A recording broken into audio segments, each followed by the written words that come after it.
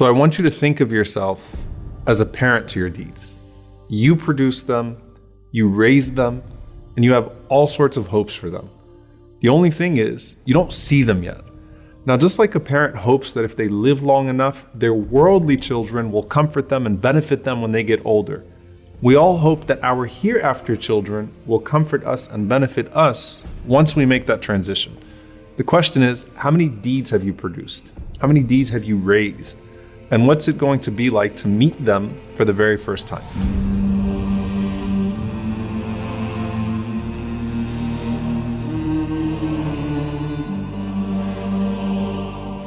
Hatim ibn al-Asam rahimahullah said, إني نظرت إلى الخلق فرأيت كل واحد يحب محبوبا فإذا ذهب إلى القبر فارقه محبوبه. He said that I looked at mankind and I noticed that everyone has something or someone that they love. But then once they die, that beloved person or thing leaves them. So I decided to learn to love my good deeds so that when I enter into my grave, they get to come with me. The Prophet ﷺ said, يَتْبَعُ الْمَيِّتَ ثَلَاثًا. The deceased is followed to his or her grave by three things. أَهْلُهُ وَمَالُهُ وَعَمَلُهُ. His family, his wealth, and his deeds. فَيَرْجِعُ أَهْلُهُ وَمَالُهُ وَيَبْقَى عَمَلُهُ. So his family and his wealth turn back from the grave and they go home. And his only companion that remains with him in his new home from now on is his collection of deeds. And we know that Allah subhanahu wa ta'ala says about the Day of Judgment what? يَوْمَ لَا يَنْفَعُ مَالٌ وَلَا بَنُونَ. The day that wealth and children are no longer of any benefit. From this point onwards, deeds are going to be your comfort and they're going to be your currency. And the Prophet ﷺ once asked the companions, do you know what Allah meant when he said, وَمَنْ أَعْرَضَ عَنْ ذِكْرِي فَإِنَّ لَهُ مَعِيشَةً ضَنْكَ? That those who turn away from my remembrance will have a constricted life. وَنَحْشُرُهُ يَوْمَ الْقِيَامَةِ أَعْمَى, and will be raised up on the Day of Judgment blind. Now, that constricted life is certainly across all realms. But here the Prophet ﷺ said, when they go to their grave, يُسَلَّطَ عَلَيْهِ تِسْعَةٌ وَتِسْعُونَ تِنِّينَ. Allah places 99 dragons over that person. And the Prophet ﷺ went on to describe that every one of those dragons is like 70 serpents with 7 heads, stinging him and maiming him until the Day of Judgment. May Allah subhanahu wa ta'ala protect us. It's at this point that your hereafter children are going to come to your aid for the very first time. And this is before the angels even come. The Prophet ﷺ said that when the believer is placed into their grave and they hear the final footsteps of their family leaving, the punishment comes. And as the punishment comes from above, your prayer stands up and it puts its hand up and says, "Ma qibali madkhal." You will not pass through me. So the prayer guards your head. And then the punishment comes to you from your right side. And the Prophet ﷺ said, your siyam, your fasting rises and stands guard and says, "Ma qibali madkhal." You will not pass through me. And then to his left, his zakah stands and says, "Ma qibali madkhal." You will not pass through me. And then at his feet, his sadaqah and sila, his goodness towards his family and then his community, his voluntary charity, his truthfulness, his honesty, all of those things stand guard at the bottom and say, "Ma qibali madkhal." You will not pass through me. And then it's said to him, sit up. And he sits up. The Prophet ﷺ said that the sun is made to appear to him as if it's about to set. Yani it's almost Maghrib. It's about to be Maghrib. So the believer is accustomed to what? You're accustomed to salah. You're accustomed to prayer. And if you wake up at an odd time, sort of disoriented, the first thing you worry about is, did I miss my prayer? So this person says, let me pray. And the angels say, you'll get to that, but first you have to answer our questions. Man Rabbuk? Who is your Lord? Ma dinuk? What is your religion? Man Nabiyuk? Who is your prophet? Now the only way you're going to be able to answer who your Lord is if you used to worship him. And the only way you're going to be able to answer what your religion is if you actually used to practice it.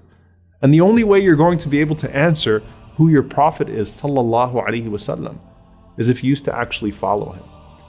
And if you answer right, a voice cries out from the heavens and says, Sadaqa abdi, my slave has spoken the truth. And subhanAllah, in one hadith, the Prophet ﷺ said that those two angels that were first frightening, They say to you after you answer the questions correctly, كُنَّا نَعْلَمُ أَنَّكَ تَقُولُ هَذَا. You know, we knew you were going to say that. We knew you were going to answer these questions right. And Allah subhanahu wa ta'ala then calls out, supply him with the furnishings from Jannah. Clothe him from the clothes of paradise. Open for him a gate to paradise so that some of its fragrance comes to him in his grave. And then his grave is expanded for him as far as his eye can see. And then at that point, you are laying in the clothes of Jannah with a window to Jannah. And everything starts to feel like Jannah, starts to feel like paradise. This visitor comes to you, and this visitor has this beautiful face, has these fine clothes, and has this pleasant scent. And he says to you, أبشر بالذي يسرك هذا يومك الذي كنت توعد. Glad tidings of that which will bring you happiness. This is your day which you were promised. And so the deceased says, Man ant, who are you? فَوَجْهُكَ الْوَجْهِ يَجِيءُ بِالْخَيْرِ. That face of yours is only going to be a face that brings good news. And that person responds to you and says, أَنَا عَمَلُكَ الصَّالِحِ. I am your good deeds. Now subhanAllah, imagine what your good deeds look like, all in one person. The beauty of that, bi'idhnillahi ta'ala, if you actually used to act upon that guidance from Allah. What does your Quran, your prayer, your fasting, your charity all look like in the form of one person saying to you, I am your good deeds and I'm here to give you good news. First, your good deeds guarded you from your punishment, right? First, they stood guard all around you. And now, here they are bringing you good news. And from here on out, they're personified and they're going to be your greatest source of benefit and they're going to be your greatest source of good company. Now, there are many narrations about people that are categorically protected from the punishment of the grave. You have the shaheed, the martyr. You have the one who dies of a stomach disease. Or you have the one who dies on the day or night of Friday. And then you have all of these narrations about those who are specifically punished in the grave due to their sins. And so you want to avoid those sins, obviously, such as the slanderer, or the one who is neglectful with their tahara, with their purification, or the adulterer, or the one who deals with riba, with usury and interest. In any case, everything you experience now is part of the lead up to the last day. And the Prophet ﷺ said, when a person dies, he's shown his eventual place morning and evening.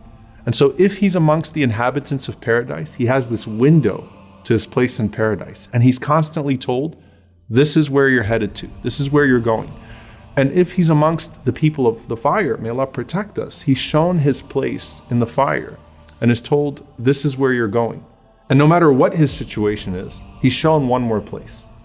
And he looks at this place and is told, هَذَا مَقْعَدُكَ الَّذِي تُبْعَثُ إِلَيْهِ يَوْمَ الْقِيَامَةِ. This is the place that you're going to be sent to on the day of judgment. So for the believer who has his deeds with him as provision, he's got his clothes from paradise. You've got your window to paradise. When he sees his place on the day of judgment, he's not running away from it. In fact, he's saying, Rabbi aqim as-sa'a, Rabbi aqim as-sa'a, Rabbi aqim as-sa'a. My Lord, establish the hour. My Lord, establish the hour. My Lord, establish the hour. فأما من ثقلت موازينه فهو في عيشة راضية